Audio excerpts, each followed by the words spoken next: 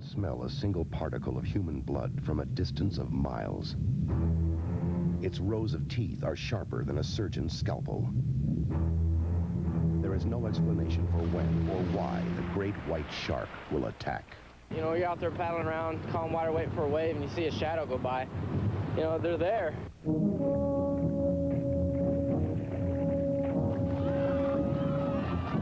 Since the original Jaws was released more than a decade ago, the public's fear of sharks has been fueled by news reports of attacks off both coasts of the United States.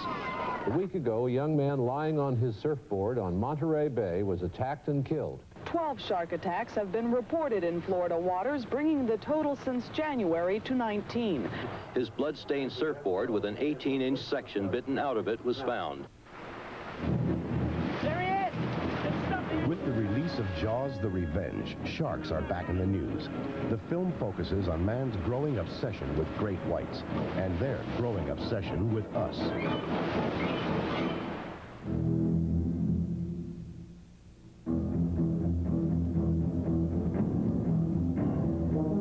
One thing that bothers me, I'm a decent swimmer and I'm not concerned about, you know, the waves or the undertow, but it's what's swimming around, and I think sharks are first and foremost on my list of things that I'm scared of out there, yeah. If I saw a shark, I'd be out of the water so fast. You know, just the idea of a shark swimming underneath you. You're in this water, you're looking around, you're like, yeah, I'm in control. No way, man. Sharks are born with a set of deadly jaws. Already, these baby teeth could rip up a pound of flesh in seconds. This medium-sized great white was captured off Montauk, Long Island.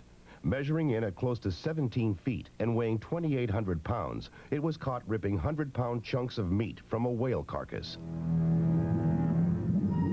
Imagine what a 25-foot, 2-ton shark could do with its lethal set of jaws.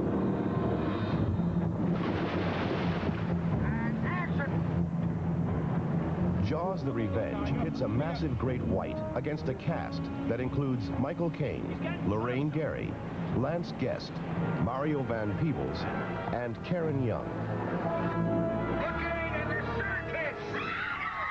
On location, the cast spoke about their own fears concerning sharks.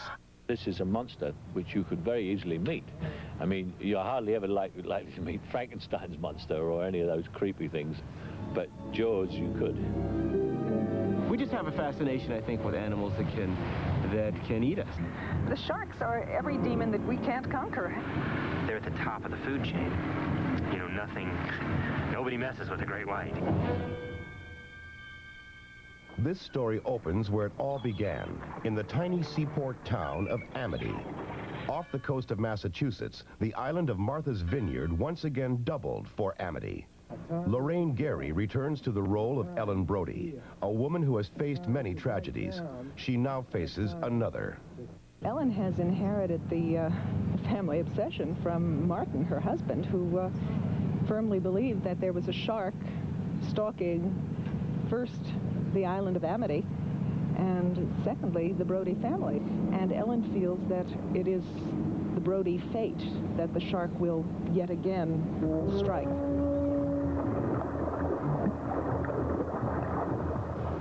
The film's first bloody attack was staged offshore, where the cast and crew spent many hours in the frigid Atlantic waters. Tonight, the shark comes up and bites off my arm, so they're shredding my arm and putting a lot of blood on me, and I'll be screaming and yelling and hollering for the people on shore. It's a little segment that'll probably take 4 hours and about 3.5 seconds on the screen. And action!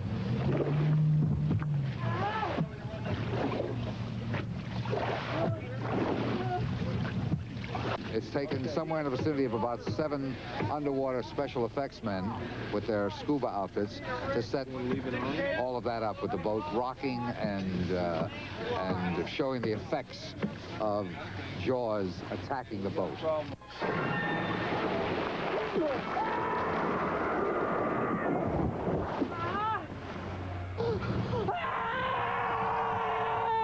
That's the cut.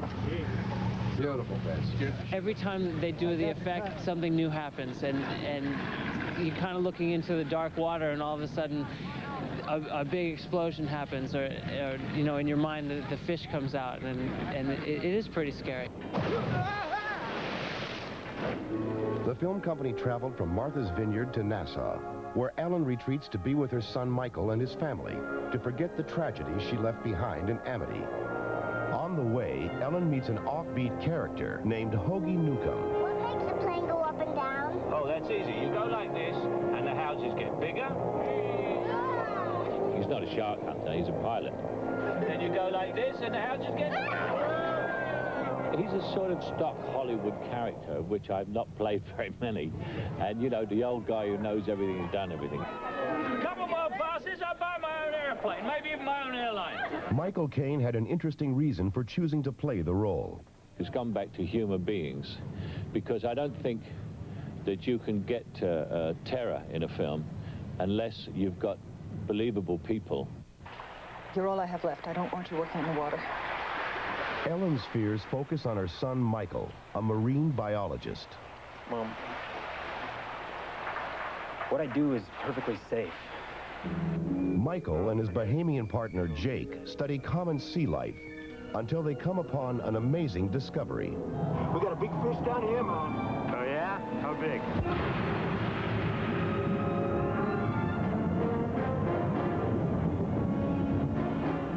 Though the actors trained for several weeks in advance of filming underwater, their first scenes below the surface held some surprises.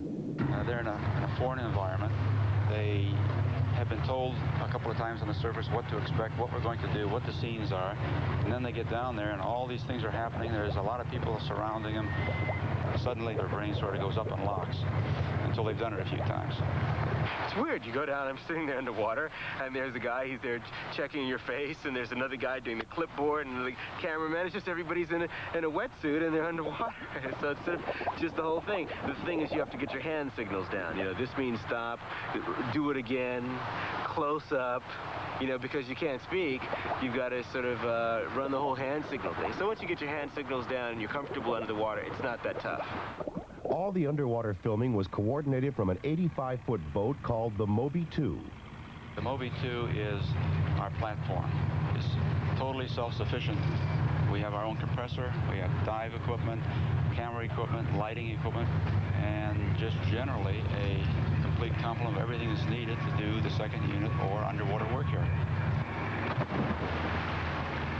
One of the more difficult underwater scenes involved a moray eel, the second most feared set of jaws in the ocean.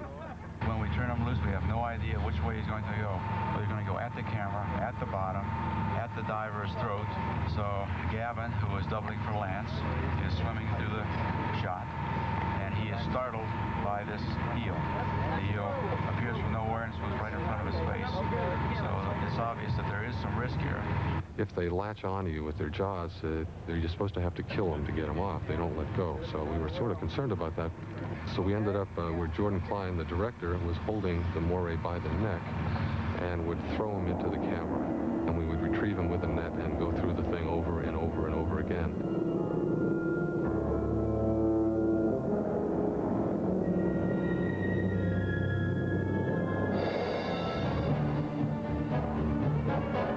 Dangerous as the moray proved to be, it couldn't compare to the larger danger that lurked in the Bahamian waters.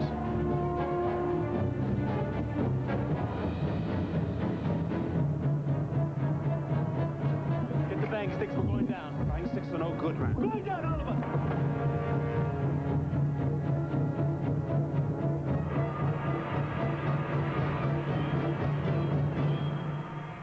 Great white. Some real research for it. We don't know a whole lot about sharks, and we know even less about great whites because nobody wants to, you know, here, let me take your temperature. It's a very, very old fish. I mean, it's like almost from the dinosaur age. As a survival machine, they've been around for hundreds of millions of years, unchanged, simply because they don't need to adapt anymore.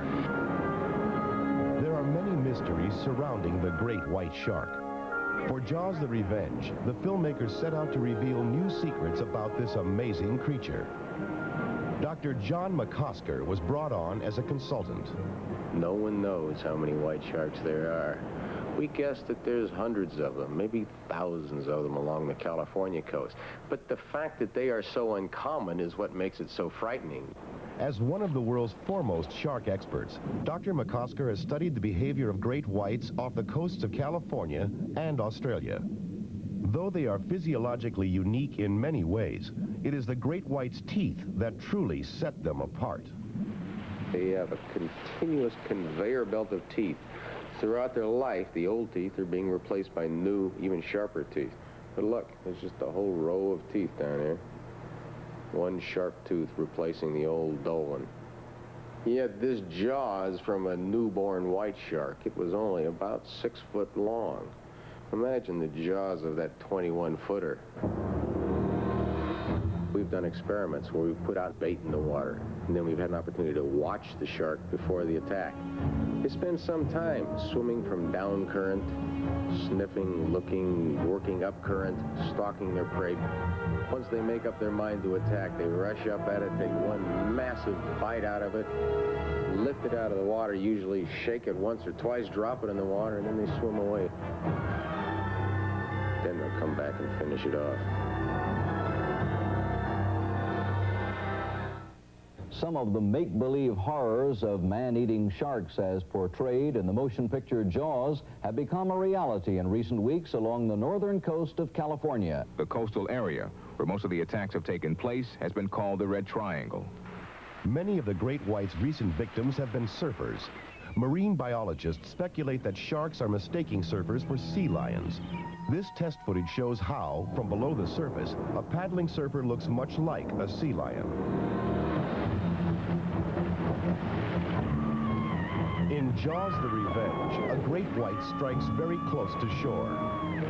According to Dr. McCosker, this scenario is not all that extraordinary. People have been attacked in water no deeper than their waist. In fact, when you see the white shark fin in the films, that's exactly what happens in real life. It's happened right here off San Francisco. Guy was killed in 1959, right under the Golden Gate Bridge. He was waiting from offshore when the shark took him. It was a white. One of the most horrific attacks in this film involves Ellen Brody's granddaughter. Can I go on the banana boat? Margaret's going. She's with her mother. Oh, boy. Oh, boy. For filming, this complex scene was divided in half, with the onshore portion staged first. Stand by for picture. We're rolling. Hey, Mark. And scream! I hear my mother-in-law scream her name, and I look over and I see her, and I follow her where she's looking to, and I see the fin of this shark. And I have to run into the water and save her. Oh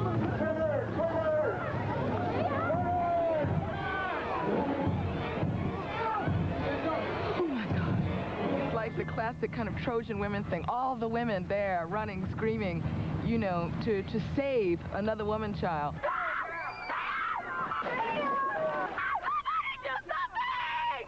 It's the women against the shark.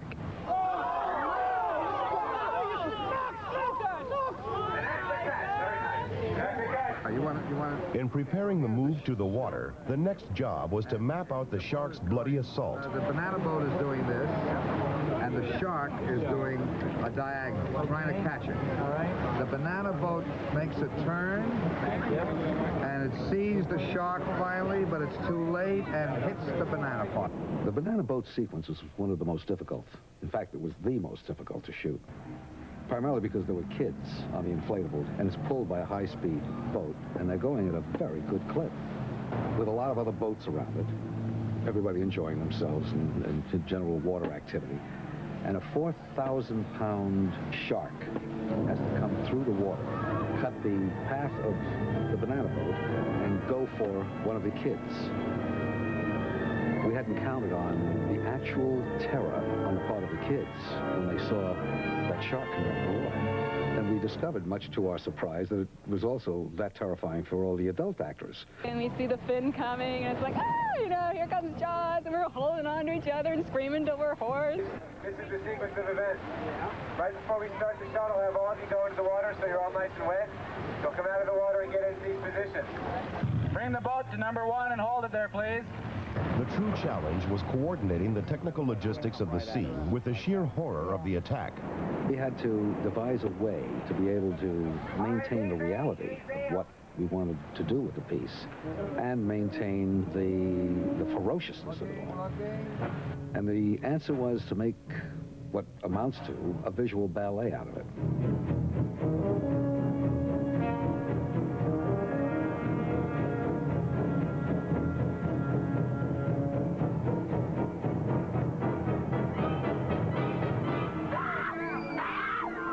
And as such, you get a much more frightening experience simply because you're able to slow down all of the elements to a point where you can digest it better, if that's the word to use. The revenge. The deadly great white cannot be stopped. Finally, the battle becomes personal as Ellen Brody sets out to defeat him. We would like to keep the question open, frankly, as to whose revenge we're really talking about, the sharks or Ellen's. It's almost a psychological story of obsession and denial and courage on everyone's part. There she is. That's her right there. Is that what I think it is? Holy Christ! Hang on to your socks, lads. All the characters are drawn together for this final confrontation between man and shark. For filming the ultimate showdown, the cast and crew spent numerous days in the unpredictable Bahamian seas. The biggest difficulty at sea is that nothing stays in the frame too long. You'll line a shot up, and suddenly, by the time all the lights are fixed and the adjustments are made and the actors are ready and we're all rehearsed, everything has drifted completely out of range. Ellen, start using this pump. Because of the difficulties involved in shooting on the high seas, a separate crew at Universal Studios in Hollywood built 2 tanks for filming the more technically complex scenes. One of the world's largest indoor tanks was built on a soundstage at the studio. The 30-foot deep tank held over 1 million gallons of water and was designed so the Jaws underwater crew could maneuver their equipment with ease and perfect the more difficult scenes. A shipwreck was built to duplicate a real one that was used in the Bahamas. The tanks give you a much more controlled environment. You can control your lighting. It's easier to communicate with people. And there were so many complicated things that all had to happen at once. This was the place to do it. Outside, a crew of 75 built a 3 million gallon tank designed to house the special equipment that was needed in the final attack scene. It took 24 hours to fill this, the largest tank in Hollywood.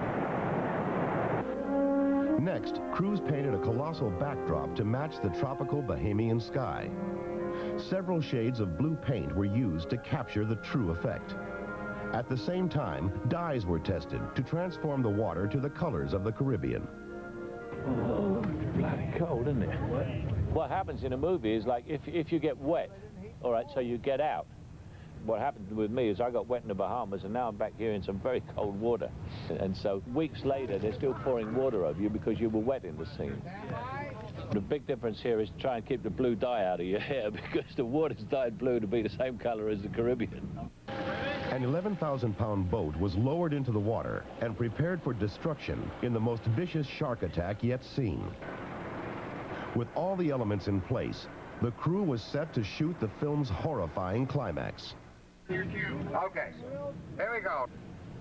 We're rolling. Ready to go. Start the wave machine.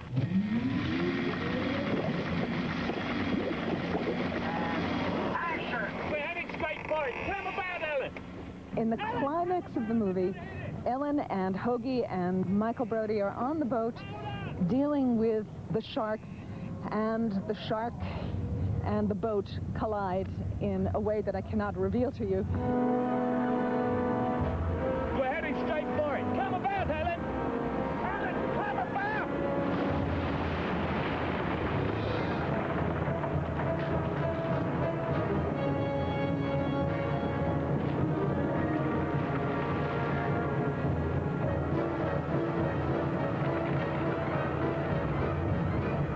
I think people are drawn to the Jaws films primarily because of the intense identification with that primal terror that's in all of us about being eaten alive in the middle of an ocean that we can't somehow swim fast enough away from. In Jaws: The Revenge, the terror is real as man confronts shark in the deadliest battle yet.